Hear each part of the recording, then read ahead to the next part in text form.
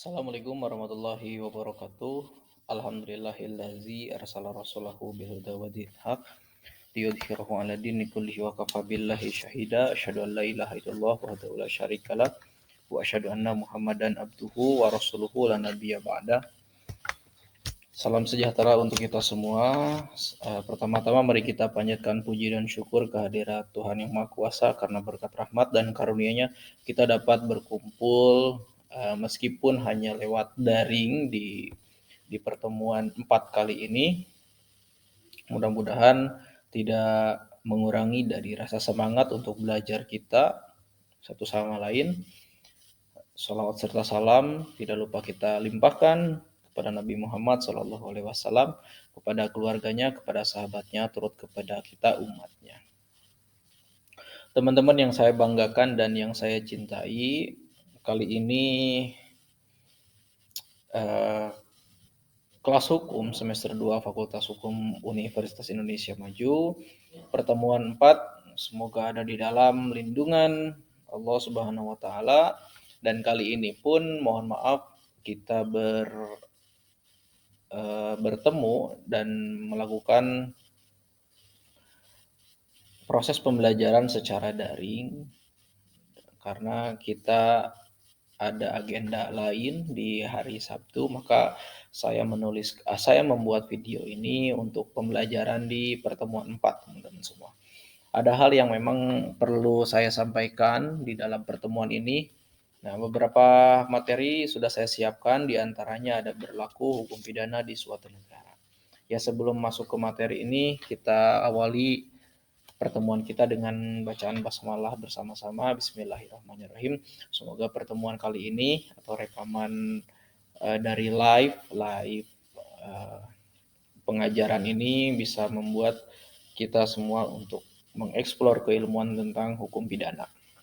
Oke, sekarang kita akan memasuki ke dalam berlakunya hukum pidana di suatu negara. Nah, untuk pembahasan kali ini akan sedikit menarik karena kita akan menarik sejarah bagaimana hukum pidana ini berlaku dari mulai sebelum kemerdekaan hingga pasca kemerdekaan. Artinya teman-teman di sini akan diajak memutar waktu ke belakang untuk sedikit merefleksi bagaimana sejarah hukum pidana ini diterapkan di Indonesia. Oke, kita mulai saja. Oke, berlakunya hukum pidana di suatu negara berarti bahwa negara tersebut memiliki peran, gitu kan, peraturan hukum pidana yang mengatur perilaku kriminal dan sanksi yang diberikan kepada pelaku kejahatan. Hukum pidana biasanya mencakup berbagai tindakan kriminal seperti pembunuhan, perampokan, pemerkosaan, penipuan, dan lain sebagainya. Nah, ini sebuah pemberlakuan hukum pidana, maka setiap negara pun akan memiliki berlakunya hukum pidana, baik itu negara Indonesia ataupun non-Indonesia pun pasti memilikinya. Nah, ini ada sebuah negara-negara memiliki peraturan hukum pidana yang berbeda-beda, tergantung pada budaya, nilai, dan kepentingan mereka. Hukum pidana biasanya berlaku oleh sistem peradilan pidana yang terdiri dari hakim, jaksa, pengacara, dan penjara. Itu sudah pasti ada di dalam instrumen-instrumen hukum pidana. Begitu. Jadi setiap negara akan beda-beda memiliki peraturan terhadap pidana tersebut.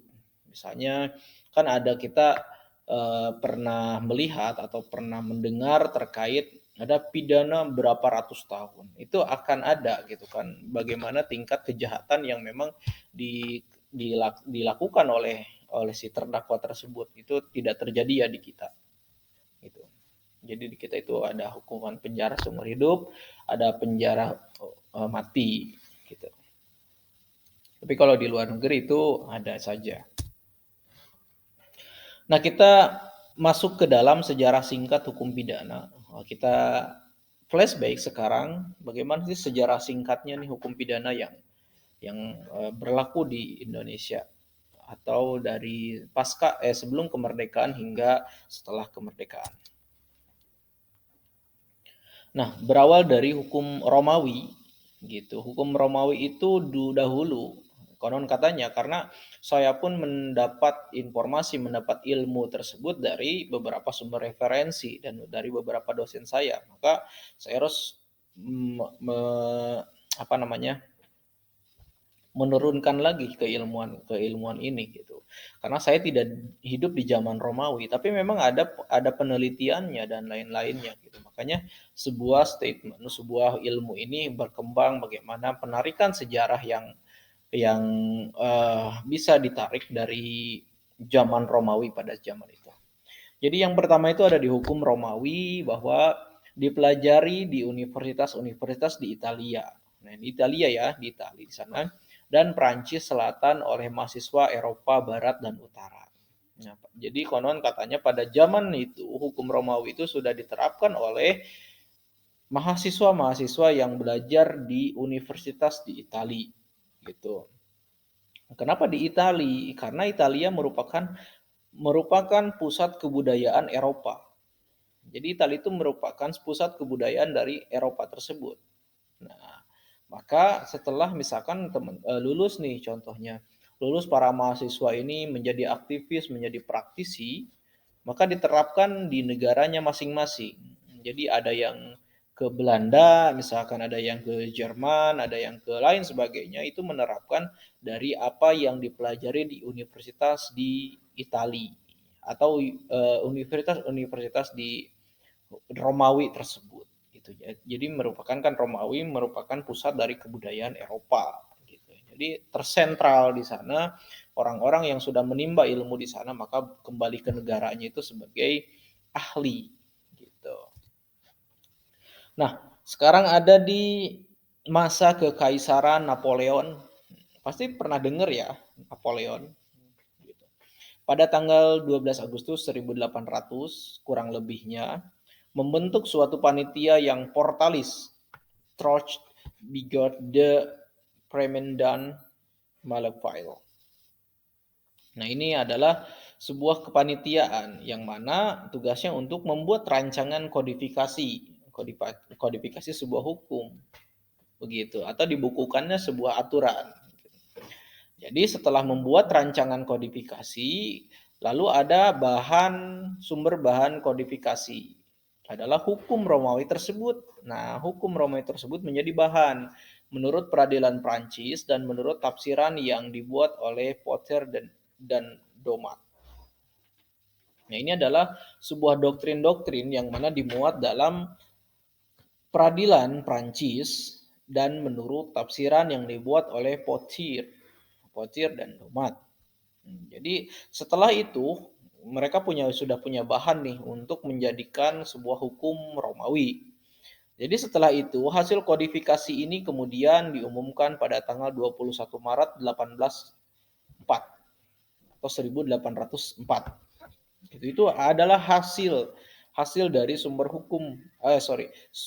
bahan kodifikasi itu. Ini pada zaman Kaisar Napoleon ya.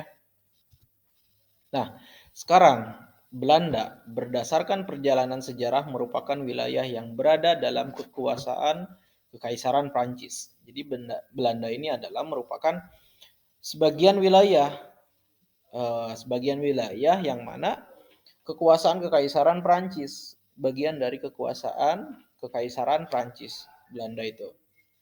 Nah, sekarang ada di penjajahan Prancis tahun 1811 yang memberlakukan kode penal atau CP Prancis. Nah, pada masa ini, kode penal tersebut banyak mengalami perubahan, terutama mengenai ancaman pidananya yang kejam menjadi diperlunak. Jadi kalau misalkan dulu itu seperti pembunuhan gitu, langsung dihukumnya di sebaliknya kayak seperti itu. Nah, kalau misalkan di kode penal tersebut sekarang ada perubahan-perubahan, terutama mengenai ancaman pidananya yang kejam menjadi diperlunak. Jadi tadinya misalkan di hukuman mati jadi diperlunak nih, misalkan jadi seumur hidup. Nah, ini contohnya ini, penghapusan pidana mati dengan Undang-Undang 17 September tahun 1870 STB nomor 162. Nah, ini dihapuskan bahkan tidak diperlunak lagi, bahkan tidak ada hukuman mati pada zaman itu. Nah, pada masa kode penal itu tidak ada hukuman mati karena memang sudah diperlunak. Bahkan tidak diperlunak, kalau misalkan dihapuskan itu dihilangkan hukuman mati tersebut. Nah, pada tahun 1881, hukum pidana nasional Belanda terwujud.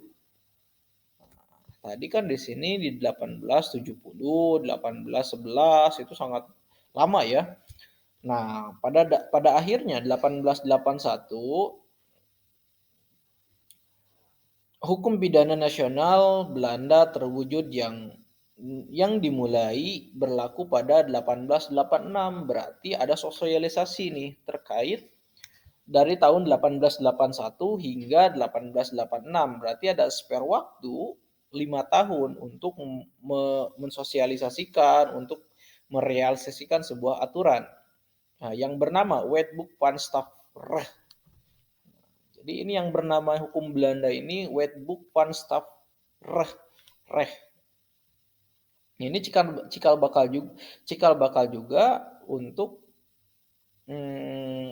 undang-undang KUHP kita juga, ini cikal bakal itu sebagai pengganti dari kode penal warisan dari Napoleon. Jadi kalau dulu CP atau kode penal sekarang menjadi Wetboek van Strafrecht. Nah, ini adalah hukum pidana nasional Belanda. Nah, setelah itu, karena sejarah singkat, setelah itu kita masuk ke dalam sejarah berlakunya hukum pidana di Indonesia. Tentunya ini akan mempengaruhi Belanda ini, hukum Belanda ini akan sangat mempengaruhi terhadap hukum pidana kita juga. Gitu. Jadi hal ini tidak aneh kalau misalkan hukum pidana kita itu ada yang sama dengan hukum pidana dari Belanda gitu. Karena ini adalah sebuah turunan-turunan, sebuah keadopsian dari hukum Wetboek van Strafrecht. Nah, secara umum sejarah hukum pidana di Indonesia dibagi menjadi beberapa periode. Jadi yang pertama ada Kerajaan Nusantara, karena di kita itu banyak sekali hal-hal yang sifatnya Nusantara gitu. Ada kerajaan, kita kan belajar sejarah juga pada masa SMA, masa SMP, ada banyak kerajaan, ada kerajaan Majapahit, ada kerajaan Gajah Mada dan lain-lain sebagainya, itu sangat banyak gitu kan. Lalu ada masa penjajahan dan juga ada masa KUHP tahun 1915 sampai sekarang. Mungkin ya kemarin di Desember kemarin pada saat disahkannya KUHP ya mungkin pada saat itu beres dari 1915 gitu. Jadi kan sekarang KUHP-nya baru nih diupdate. Nah, yang pertama ada masa Kerajaan Nusantara. Nih, di dalam Kerajaan Nusantara ini yang pertama ada juga aturan hukum lahir melalui proses interaksi dalam masyarakat tanpa ada campur tangan kerajaan. Hukum pidana adat berkembang sangat pesat dalam masyarakat. Nah, ini pada zaman kerajaan nih, bahwa hukum lahir melalui proses interaksi dalam masyarakat tanpa ada campur tangan dari kerajaan. Artinya sebuah aturan yang diadopsi itu menganut sistem budaya juga di sana. Jadi kalau misalkan kebiasaannya seperti itu ya lama-lama menjadi aturannya seperti itu gitu. Lalu di setiap daerah berlaku aturan hukum pidana yang berbeda-beda. Nah, tidak ada sebuah unifikasi, tidak ada sebuah pemersatu hukum, tidak ada. Misalkan kalau misalkan mencuri di daerah ini akan berbeda dengan daerah lainnya hukumannya. Nah, kan sekarang ada unifikasi, ada kesatuan hukum. Kalau misalkan mencuri ya udah pasal yang dipakai itu. Mau di Sabang sampai Merauke pun atau misalkan dari Aceh sampai Merauke itu akan sama. Pasal mencuri itu seperti itu gitu. Lalu ada juga hukum pidana. Nah, ini selanjutnya ada hukum pidana pada periode ini banyak dipengaruhi oleh agama dan kepercayaan masyarakat. Agama mempunyai peran penting dalam membentuk hukum pidana di masa itu. Nah, maka pada saat itu gitu kan lahirlah sebuah aturan-aturan atau kebijakan-kebijakan yang mana dipengaruhi oleh agama atau kepercayaannya. Misalkan pada zaman dulu Islam belum masuk ke Indonesia misalkan. maka dipengaruhi oleh agama lain dulu, misalkan agama Buddha, agama Hindu. Ya, kalau misalkan pas sudah masuk, kan banyak ya kerajaan-kerajaan yang apa namanya, yang menganut agama tertentu banyak juga gitu kan. Jadi tidak sama artinya kerajaan ini dengan kerajaan lain tuh tidak sama hukumannya.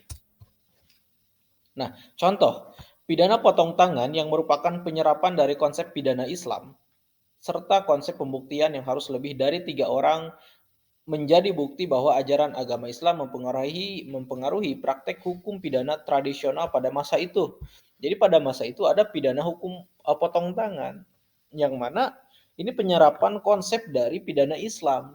Jadi kan di Islam ada tuh ketika kita mencuri maka dipotonglah tangan kita. Tapi dengan catatan ada saksi minimal 3. Ini konsep hukum Islam yang mana tidak semena-mena juga terjadinya. Gitu. Tapi hukumannya memang setimpal ketika kita membunuh ya nyawa balas nyawa. Kalau mencuri ya balas lagi dengan potong tangan itu pada zaman dulu dan juga itu dipengaruhi oleh kondisi eh, agama di sana itu sangat dipengaruhi. Nah, sekarang masa penjajahan, tadi masa kerajaan, sekarang pada masa penjajahan. Bahwa Portugis, Jepang, Spanyol, Belanda, Inggris itu menjajah Indonesia. Artinya Indonesia di sini sangat sangat seksi yang mana diperebutkan untuk menjadi bahan jajahan mereka itu. Nah, ini ada hukum yang mempengaruhi tentang penjajahan ini dari masa penjajahan ini. Banyak sekali yang dipengaruhinya. Nah, jadi bahwa pola pikir hukum barat yang sekuler dan realis menciptakan konsep peraturan hukum baku yang tertulis. Nah, ini adalah sebuah pola pikir barat yang mana mereka ingin sebuah aturan itu ditulis.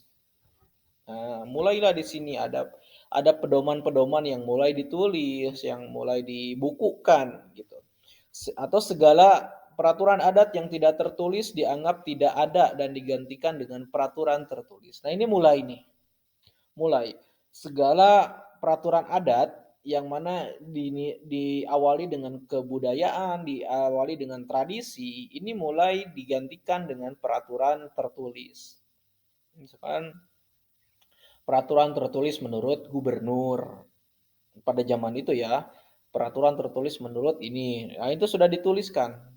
Jadi beberapa peraturan yang dibuat oleh pemerintah kolonial Belanda seperti ini, contohnya Statut van Batavia.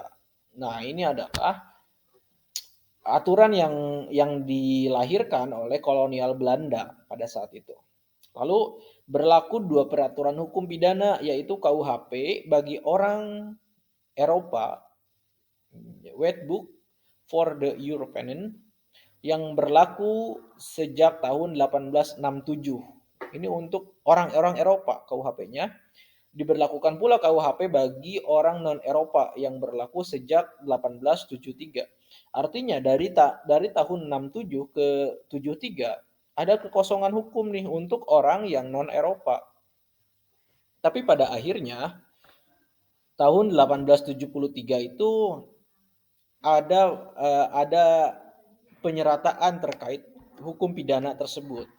Yang mana hukum pidana tersebut berlaku untuk orang Eropa dan juga di non-Eropa. Begitu ya. Lalu selanjutnya ya tadi ada masa kerajaan, masa penjajahan. Sekarang kita masuk ke dalam masa KUHP tahun 1915 hingga sekarang. Ya, mungkin kemarin disahkannya Kitab Undang-Undang Hukum Pidana terbaru. Nah, itu menjadi akhir dari masa KUHP tahun 1915 tersebut. Nah, bahwa KUHP yang berlaku bagi semua golongan sejak 1915. Jadi semua golongan itu harus tunduk kepada aturan di KUHP tersebut. Begitu. Jadi KUHP tersebut menjadi sumber hukum pidana dengan saat ini sampai saat ini, ya kemarin kan, puncaknya kemarin, meskipun banyak penolakan-penolakan, tapi memang itu adalah produk sebelum Indonesia. Artinya ada produk yang murni dari Belanda itu. Lalu hukum pidana atau strafrecht merupakan salah satu produk hukum yang diwariskan oleh penjajah Belanda. Nah, maka hukum pidana kita pun, KUHP kemarin pun sebelum disahkannya KUHP sekarang, itu adalah warisan dari penjajahan Belanda, gitu. Nah, apa saja sih usaha pembaruan hukum pidana Indonesia? Nah, ini adalah usaha-usaha untuk melepaskan warisan dari penjajahan Belanda itu.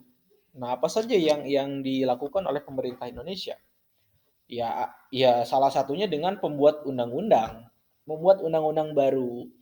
Jadi undang-undang yang murni buatan Indonesia itu di dalam pidana itu ada di KUHAP namanya. Jadi KUHAP itu Kitab Undang-Undang Hukum Acara Pidana. Bagaimana mengatur dari mulai dia penyelidikan, penyidikan hingga dari persidangan, upaya hukum, banding, kasasi dan PK bahkan sampai gerasi itu diatur di dalam KUHAP. Itu produksi dari Indonesia.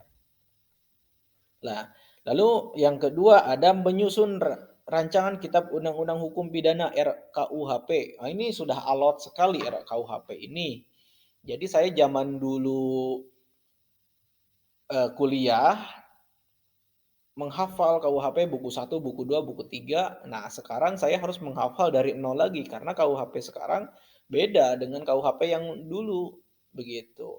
Jadi setelah RKUHP sudah dimulai sejak 58 tuh 1958. Itu rancangan dari dulu dengan terbentuknya Lembaga Pembinaan Hukum Nasional atau LPHN ini dari dulu banget diubah menjadi Badan Pembina Hukum Nasional BPHN. Ini telah berhasil disusun RUU KUHP tahun 1999 hingga tahun 2000. Ini telah berhasil nih. Tapi memang alot sampai beberapa presiden menggantikan, sampai beberapa DPR pun menggantikan juga masih alot gitu. Produk hukumnya ada di kemarin sejak disahkannya KUHP. Nah, pembaharuan KUHP secara parsial atau tambal sulam yang pernah dilakukan Indonesia adalah dengan mencabut, menambahkan, atau menyempurnakan pasal-pasal dalam KUHP maupun aturan-aturan hukum pidana di luar KUHP dengan beberapa peraturan perundang-undangan agar sesuai dengan kondisi bangsa dan perkembangan zaman. Contohnya, ada yang diatur di luar KUHP, tapi memang itu masih pidana. Contohnya tentang narkoba. Narkoba diatur di luar KUHP. Lalu ada lagi contohnya tentang pelecehan seksual. Tentang seksual itu kan di luar KUHP, tentang anak, pidana anak dan lain-lain itu di luar dari KUHP. Tapi bisa dijungtokan ke dalam KUHP. Artinya setiap terdakwa itu agar tidak lolos dari jeratan hukum. Jadi dijungtokan. Contoh, ini contohnya ada.